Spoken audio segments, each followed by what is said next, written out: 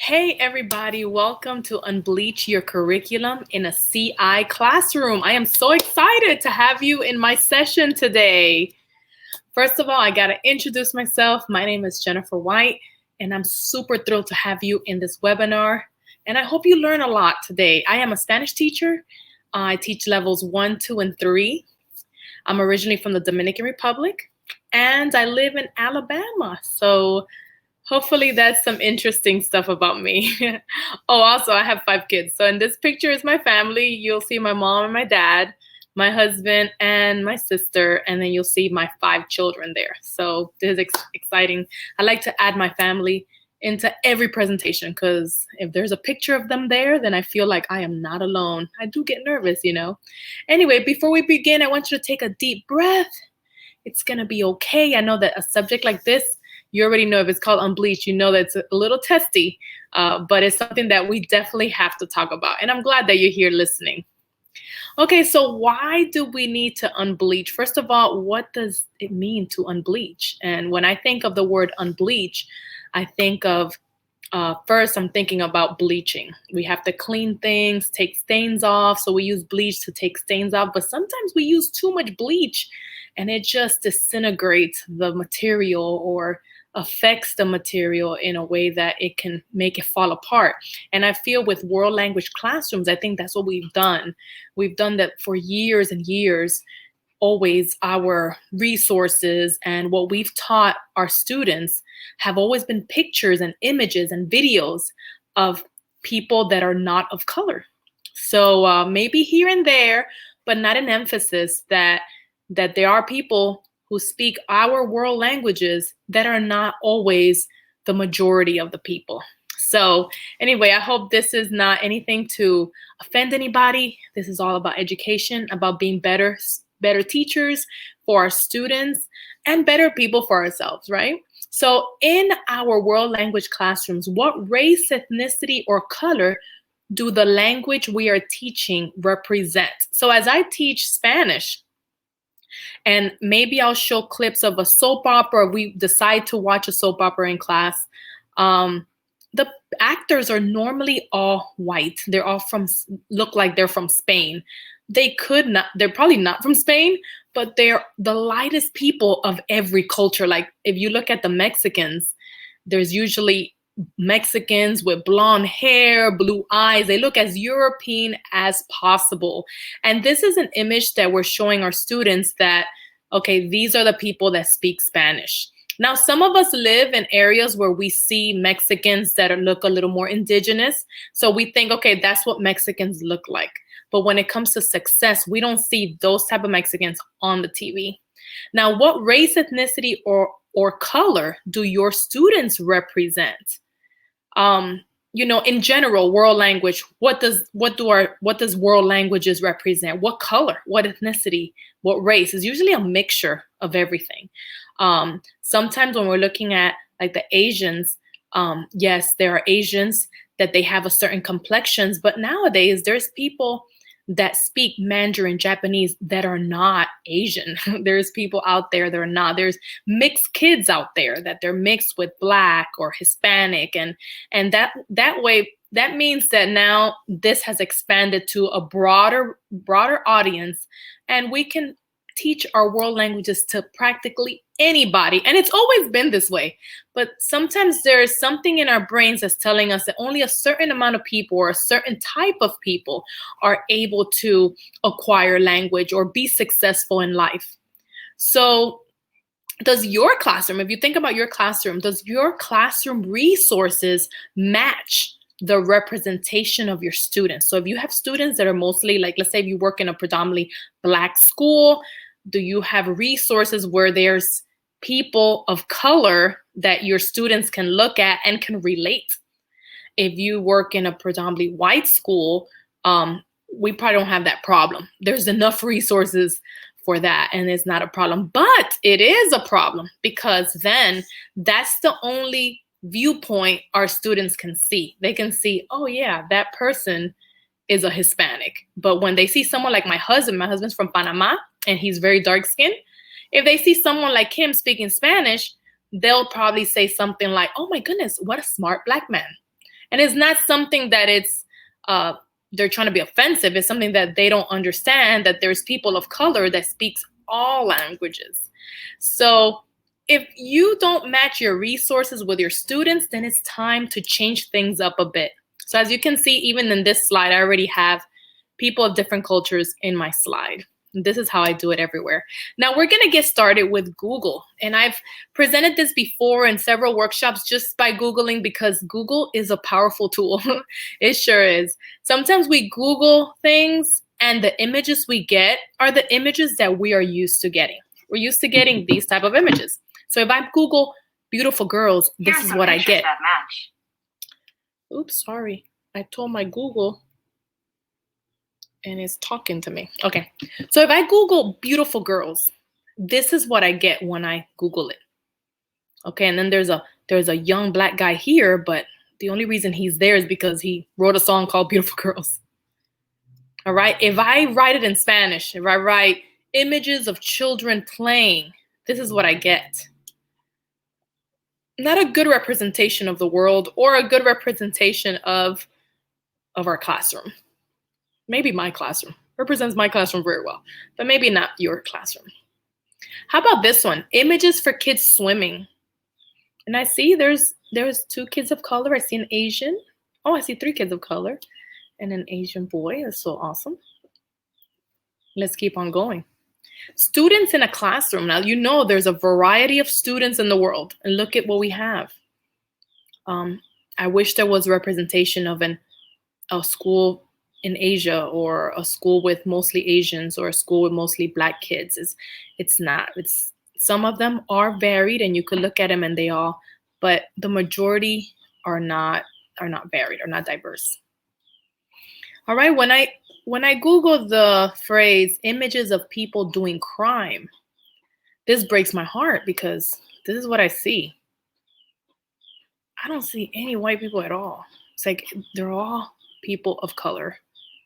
And this is really sad. Okay, there are white people in here. Sorry about that. But it seems like the majority is people of color. And I remember watching a video of a little girl they were showing her pictures, a little black little girl. They were showing her pictures of who's a good person, and she will point to the white doll, and who's a bad person, they'll say the black doll. And it seems like it's something that has been a culture in the back of our brains that we don't notice that is there. Okay, so how do we unbleach? You're probably thinking you're talking too much. This is scary. It is scary, and it's something that we need to talk about as world language teachers. We can't hide certain things. We just can't. And the first thing is you start with yourself. Yourself is the first candidate. So try this activity. You be honest. Do it by yourself. Then try this in your classroom. You grab a piece of paper, a pen, and make 2 columns. If you don't have paper, then you could tell your students or any group of people to make 2 columns. On one side, write the word I will give you, and on the other side, write your choices: white woman, white man, black woman, black man, Asian woman or man, Hispanic woman or man. Now you get this handout for free as part of this webinar, so you go ahead and use it all you want. But let's do this real quick together. When you're thinking about a certain group of people, what do you think when I say the word valedictorian? What do you think in your brain? That means that it's somebody very smart. In your brain, what was the first image that snapped in your brain for a valedictorian or for a person who's smart? How about a great cook? What's the first image that pops in your mind? How about an active shooter?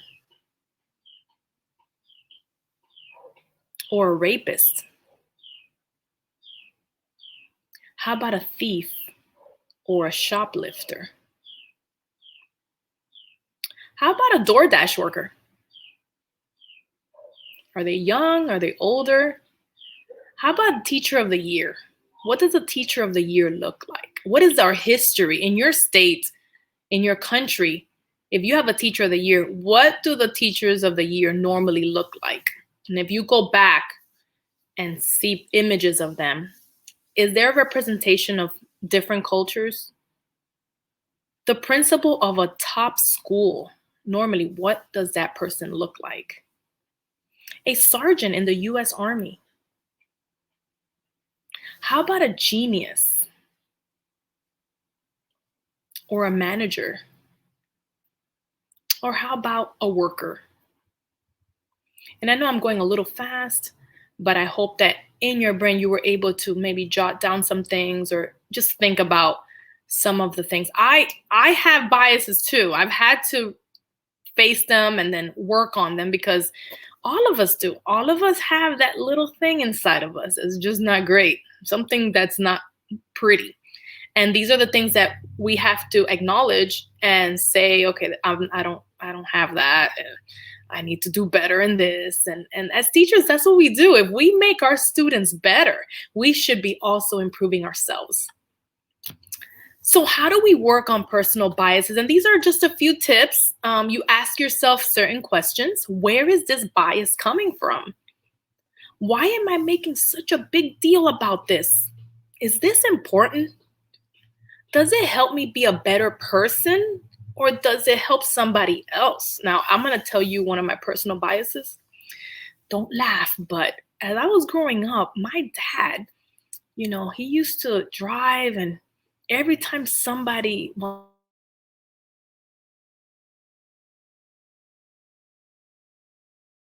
be a woman driver, you should have called me so I don't come out of the house. And I used to laugh, but this was a reality. This is something that he said since I was little. So guess how I grew up? I grew up blaming, even though I'm a woman, I was blaming woman drivers. I would say, she needs to stop. She needs to stop cutting me off. I would always assume she. I would never say he. I just didn't because my dad, he put that in my brain. He didn't mean to. He was just talking out loud. And, I asked myself, why do I make a big deal about this? It could be anybody. Like, really? Sometimes I see a woman bus driver and I'm like, oh, I'm not going on that bus. And it's all because my dad kept making those comments when I was younger. I had to really break that down and say, no, that's not true. A woman is just as good as any man when it comes to driving. It's really, surely it's okay. If a woman can be a cop, if a woman can be a president of a country, why do I make a big deal about a woman driving? So this is something that you need to really ask yourself these questions. They seem petty and stupid and just ridiculous, but it's something that is that self-analysis that we need to do. Now, second thing, invite the person to coffee or tea. Whoever you are biased about or whatever culture you are biased about, surround yourself with this person or group to see if they are all alike. Now, I do know two personal bus drivers in my life, and they're my friends now. And I have become friends with them, and I have ridden in the bus with them while they drove. And I'm okay now with women drivers. But I'm telling you, when it comes to me trying to get a CDL to drive a bus, to take students somewhere, I still have that thing inside of me. Like, I don't think I'm good enough to be a driver. And I need to beat that. I'm still there. So I'm just telling you this so let you know that I'm human, you're human. And these are things that we have to grow out of. Mine is the woman bus driver. How about yours? Is yours a Black person, a white person, Asian? Someone did anything to you that you generalize them into a group? This is the time when you need to probably ask somebody to coffee or tea. Get to know the person so that this bias can go away and you can deal with it. Also, find friends that tell you the truth about yourself. Okay, have this friend hold you accountable. So you need to tell somebody this ugly truth about yourself. Even if you recognize that you're racist against a certain group, you need to be able to tell that friend and say, hey, can you help me out? I'm going to try my best. I don't know where these feelings come from. Maybe it came from grandma, granddad, but I need to beat this because I teach children of that same race. Okay, so once you're honest about your bias, you just work on it. You can't put it in the back burner. You gotta work on it because this is the only way that you're gonna get better. And this is really important in the classroom because you can do some actions against a child and you're not noticing that you're doing something only because you have that bias. So I remember working with a young lady in my daycare. I used to own a 24-hour daycare a long time ago. And this young lady, she told me, I hate this kid. His name was Pookie. Don't worry, that's not his real name. He's like, I hate Pookie. I'm like, why do you hate Pookie? Why? And she couldn't tell me why she hated Pookie. Pookie's a really dark-skinned little boy, 2 years old. I mean, really, 2 years old. I'm like, why do you hate Pookie? There's nothing that Pookie does that can hurt you. Yeah, he acts a little hyper and jumps on the kids, but there's nothing Pookie could do to hurt you directly. And she had to come back later and tell me, oh, there was a bully. There was a guy that bullied me that looked like Pookie. And I'm like, oh my gosh, I'm glad that you said that. I'm so glad you said that. Pookie's not like that. He's very lovable and he's 2 years old. He has time to grow. He is not a bully. So sometimes we even have to go back as far as when you were in school. So the big question is, how do I apply this to my CI classroom? Now, in our classrooms, we encourage our students to talk in the target language, like movie talk. I've learned that in CI conferences and CI webinars that movie talk is a great tool. It is a tool that I actually use. Now, when you're picking a movie to talk about, it's a video, I know what it is, but when you're picking something or a clip, vary it. Sometimes have people from different countries, different colors, different ethnicities in the movie or in the clip. So that way it's not always representing one culture. So I'm trying to tell you that, like, Black History is in February. I get bombarded with a lot of mail about Black history. What should I do? What should I do? And it's kind of irritating because it's like, oh my gosh, you're going to wait till Black history to incorporate the Blacks that speak Spanish or speak French, or we can't wait till 1 month. These people are there every part of the year and they should be recognized, incorporated, and they should be part of it. Because when we say in our classrooms, let's pick a month and celebrate these people only in this month, is telling us that those people are not that important. Really, that's the truth. Really, they're not that important. So as world language teachers, we could change the world. We can incorporate these things all the time in our movie talk. I do a thing called picture talk. And I start conversations with pictures. I allow students to also choose a pictures, and they have to discuss the details of the picture. When choosing a picture that is related to the others in the classroom, the vocabulary is similar. So I have here an example of 2 units. Like right now I'm working on 2 units, 3 units, but since I teach 3 levels, but I wanted to share with you our moving day, which is some pictures on a slideshow. I put up a slideshow. I said, hey, everybody, pick a picture that has to do with moving day. So they picked the picture. I told them, be creative. Find people of different colors. I tell them that I got to tell them this every time because they automatically go to what's comfortable. The first picture that comes up on Google. I say, come on, look for people that move all over the world or in different places and find a good picture and put your name on it. That's it. So we have a slideshow of all these pictures of people moving. They have to describe the picture. In Spanish, we say, en esta foto. In this picture, I see a brown box. I see 10 boxes. I see 12 boxes. I see a man and a woman. They have black hair. They are going to be moving in the moving truck. And then as you get different students talking about their picture, you notice that they're talking with the same vocabulary. They're saying boxes. They're saying moving. They're saying trash. They're saying man and woman. They're saying everybody's wearing comfortable clothing. Nobody's wearing a dress as they move. So there's a good way also to engage that talking and that target language. So you're able to look at these 2 that I have here. You have access to it and you could change it up and use it for your own. Also, there's one that I have that is called just or unjust, just or unjust. And this was interesting because I told them, find something that's just or unjust. They started finding court scenes, protesters, things that are going on in the world today. I was surprised because this group, I did not tell them, hey, make sure you guys find diversity in these slideshow, in these pictures. I didn't have to say that because obviously when it comes to injustice or unjust actions, there's people of color there. So if you look at this one right here, you click on this one, you're gonna find a slideshow of a lot of diverse protesters, and we're using the same vocabulary again: protesters, court, lawyer, jury. Now for this class, it's my Spanish 3 class. I go a little further. I tell them to tell me first the basics of what they see in the picture, and then I tell them, hey, tell me a little more. What's going on in the picture that I can't see? And this is where their imagination goes wild. And they can say, if there's women protesting, they could say, oh, they're protesting and they're in Kansas. Okay. ¿Qué lugar? What place? Kansas. Okay.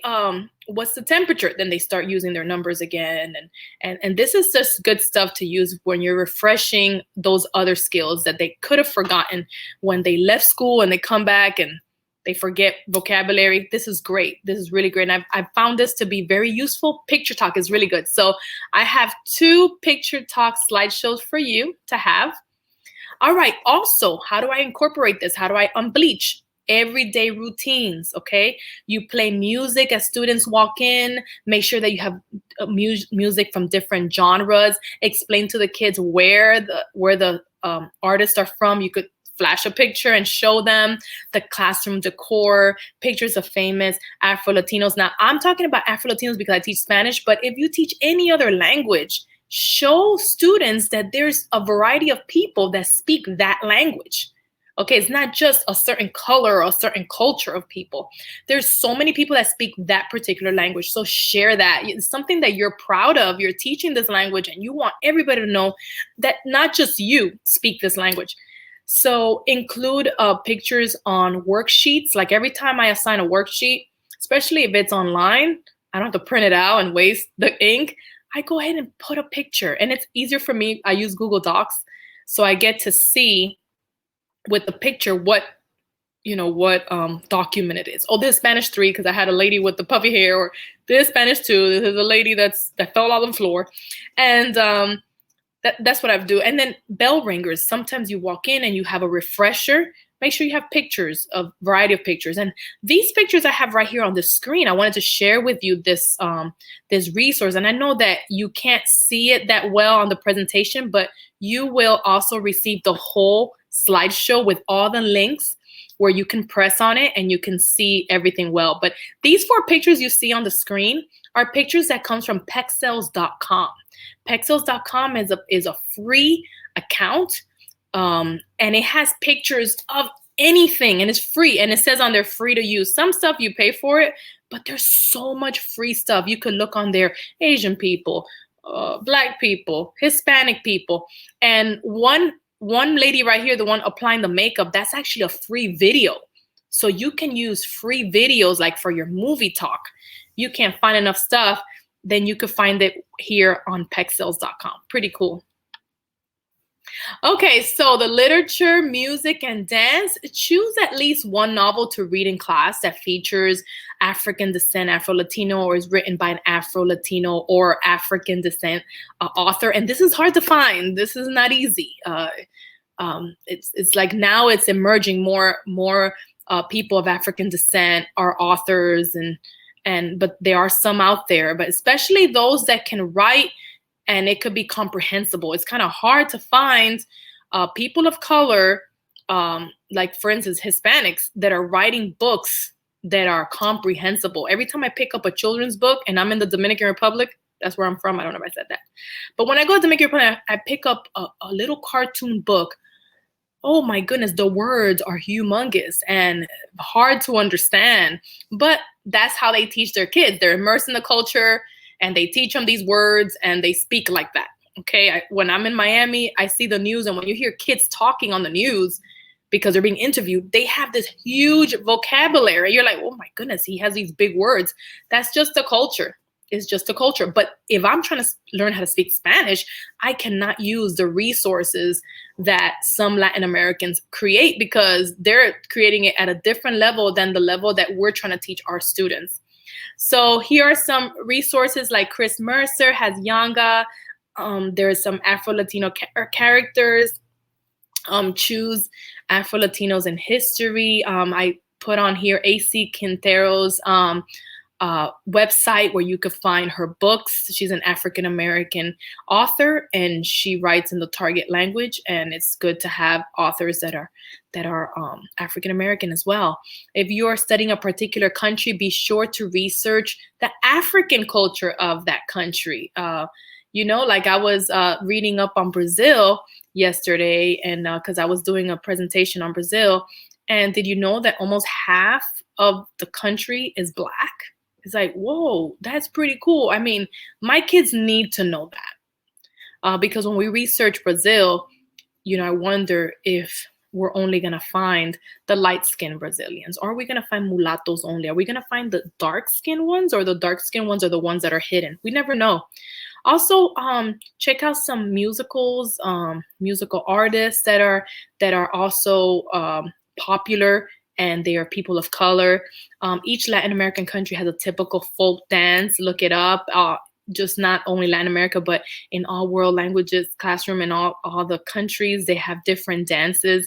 And I have examples here of an Afro-Mexican dance and an Afro-Cuban dance. And you can even adapt non-Afro-Latino books to be connected with Afro-Latinos. So like I said, please, if you're teaching Mandarin or French, adapt it to that, because since I'm a Spanish teacher, that's why I'm going this route. But I teach a book by Cristi Plácido, and it's called Hasta la Sepultura. And I incorporate that she has a character there from Morocco. So I get to talk about Africa in her book. It's so awesome. So whatever way you can incorporate the African or whatever culture, then go ahead and do it. All right, in creating units, you're probably thinking, oh my goodness, this is hard. I have to revamp everything. No, you don't. You just start fresh from now. When creating units, incorporate the diversity of culture in every unit. Don't wait till it's Black History Month, Hispanic History Month, Asian Pacific Month. Don't wait till then. Go ahead and create it now. Racism, colorism, and injustice doesn't have to be added to each unit. Instead, bring it to the culture without having to mention it sometimes. So sometimes I just have pictures like this lady with the Guatemalan dress, and she has that beautiful thing in her hair. I would never have to say, oh, look, guys, look at this Black lady. Isn't she beautiful? I don't say anything. I just need them to see it. I just want them to see that this is normal. This is normal. A lady like this from Guatemala is normal. So if introducing a country, always include the African influence of the country. I don't stop there, though. I also include Asians, Arabic, Spanish, and any other culture that makes the country unique. So for instance, if I have this year a student from Vietnam, I have a student from Pakistan, and what I try to do is try to see the connection of Vietnam and Pakistan with Latin America. If I find no correlation, no kind of relation, then what I end up doing is that we talk about Vietnam in Spanish, or we talk about Pakistan in Spanish. But there's always similarities in every country. So Vietnam, you could talk about the similarities in the look, in the customs, and any interesting facts about Vietnamese culture and Pakistani culture. It's just great when there's a kid sitting in your class and they could relate to you and they could relate to your class because you're mentioning their country. So the community collaboration. So you are not alone. There's a lot of ways you can get help. I do have 2 Facebook groups. One is called Incorporating Afro-Latino Culture in Spanish Classrooms, and the other one's called Incorporating African Culture in World Language Classrooms. These are places where you could become a member, and you could get free resources. You could post things on there, and it's really a great tool to use when you're needing a video or you need to read something. It's a lot of self-help as well, so you can learn about other cultures. Now, within this group, I find Afro-Latino teachers or teachers who are of African descent who teach these languages, and you can become friends with them and ask them directly. I don't know how many friends I've met on this Facebook group where I've been texting and I can talk to them and ask them questions. Also, dive into your own community. Always be on the lookout for people of African descent. I don't know where you live. I know that where I live in Alabama, there's none. It's just my family. I'm trying to think, is there any others? If they are, they're hiding really good. But I also try to find somebody. If I can't, I always have to go online. And I'm lucky, though. I can find my dad. He's an Afro-Latino, so I could easily tell him, hey, Dad, help me with this. And he could come and say hi to the kids or anything. Or every time my mom and dad call while I'm teaching, I always use that as a teachable moment and put it on speakerphone And even though they speak a million miles an hour, like my mom, she's trained. Oh my goodness, she speaks like that. I'm kidding. I'm not kidding. And I tell the kids, hey guys, what is she saying? And they're like, oh, she said, love you, mommy. I was like, yeah, excuse me. Yeah, that's what she said. But she said other things. And they're trying to listen. And I'm like, Mom, can you repeat that again? And she'll be on speakerphone and they're trying to find. And it's pretty special that, something like that's like a unexpected visitor. And even during COVID time, is like, okay, this is really nice to have. Okay, so collaborate with another world language class. You can go on Skype. You can also do something that I like to do is record messages. So you can use Vocaroo.com. I should have written it on here. I'll make sure I include it. Vocaroo.com is free. You go ahead and record a message, and then it's a link so you can share it. And when you share it, they can get it and listen to what somebody in your class said, and they respond back. So it's not an automatic thing, but it's something that could be like a pen pal, that people in your classes can record a message. You could send the links, and then the other classroom will receive it and also respond. That is a great way to network with another classroom. It's pretty cool. Also, I like to say, this is what my classroom sounds like when we walk in, and I show them, I let them hear the noise and my music playing, and I would say, and I'll tell them, or I'll tell the student to tell the recording, how does your class sound? And this is all in the target language. How does your class sound when you walk in? And it's funny that you can be in Alabama and hear a teacher in Texas and they sound the same, because even though she might have more students than I, but it's the same noise. And it's just so cool. To be a world language teacher is the coolest thing, because we can have loud classes and that's okay. Also, something that I am crazy about, totally crazy about, is contacting authors. I like contacting authors and I like contacting YouTubers. If I find a YouTuber that is doing an awesome job, I will send them an email and say, hey, I'm a teacher. You're teaching things that I'm interested in. Can I add you to my group? And yeah, I have people in my group that are YouTubers that they create content, and I get it and I put it there and they see that their content is being used. It's just great to appreciate their content. And if they have something to chime in when we're having a hot topic conversation, they could come in and say something. But in this picture, I have a picture of Juno Diaz, this guy all the way to the left. And I sent him an email because, I was having a problem with the Super Bowl halftime show. There were people, I loved it personally, but there were people saying that it was vulgar, that it was not good. I got to see the two sides. People from the white community were saying, oh, that's vulgar. Our kids are watching that. That's horrible. Then I see people from the Hispanic side saying, oh my gosh, why is she using African dance? And there's no Africans in there. Why does she think she's black? So I decided to call a master. So I called Juno Diaz. I straight up asked him, hey, are you black? Are you Afro-Latino? And I like asking those questions. They don't really know me. So I can go ahead and say, hey, if it's offensive, just don't respond. But do you consider yourself Afro-Latino? Do you consider yourself black? What is black to you? This is what's going on. I have these two viewpoints about the halftime show. What do you think? And I love hearing information from authors and even professors. Also, look for a professor. I just spoke to a professor this week and I asked him the same question. Now, this professor is white, but he teaches Afro-Latino literature. So I was fascinated with him. And I said, hey, what do you think about the color black? What do you think about la palabra negro? What do you think it is? And I like to hear everyone's opinion. And that's how us teachers, we love to learn, no matter where it comes from. But we're always learning and we're always teaching. And I put here Mr. Rogers' neighborhood because we need to explore our neighborhood, because our neighborhood, we never know who is there, what's there. Even if you find a cop, if you find a person working at the gas station, you never know if it's somebody that is reputable that you can invite to your classroom or join in a Zoom call. I mean, it's just amazing how you can find people on the internet and in your society and your neighborhood. Okay, so educate yourself as much as you can. Learn the struggles, the beauty, and the progress of the African culture throughout history. I love talking about hair. Hair is a big deal, okay? So if you didn't know, like in Dominican Republic, they will give you a stipend so that you can straighten your hair, because wearing my hair the way it is now is not professional. It's not, you can't even wear it like this for a driver's license. That's their thing. I know it sounds stupid, but that's their thing, okay? So I like talking about that. People with braids. Okay, what are braids about? Why do they wear braids? There's a wonderful and rich history about the Africans and their braids. They were passageways to find the underground railroads. And I always celebrate it. One teacher asked me one time, oh my goodness, I'm tired of talking about slavery. It's all negative. Everything's so negative. And I said, hey, you need to, I know it's negative, but celebrate the ingenious of these slaves, of these people that were enslaved. Sorry, the people that were enslaved. Harriet Tubman, how did that little woman walk that much and free the people like that?